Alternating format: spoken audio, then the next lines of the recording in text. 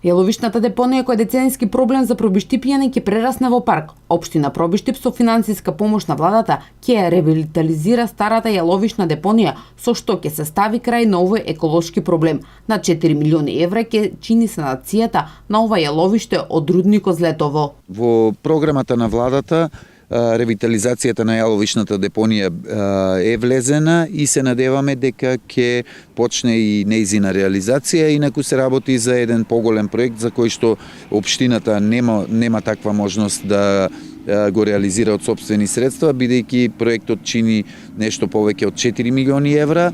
Владата преку Министерство за животна средина одвои средства да се отпочне со негова реализација, со што ќе се стави крај на еден долгогодишен проблем кој што го имаат граѓаните на општина Пробиштип во делот на заштита на животната средина. Старата јаловична депонија долги години го загадува воздухот, а исто така прави штета и на подземните води кои се дел од киселичка река Злетовица, па дури и Брегалница. Со идејниот проект е предвидено неколку градежни зафати кои ќе предонесат решавање на досегашните проблеми, а пробиштипјани ќе добијат едно убаво место за релаксација, вели градоначалникот Тоневски. Најпрви одводнување и стабилизација со потпорни ѕидови на косината на јаловичната депонија, поставување на геомембрана, како и поставување на слој од хумусна земја, кој што во втората фаза би требало да прерасне во еден парк, односно зеленило, токму на овој дел од градот.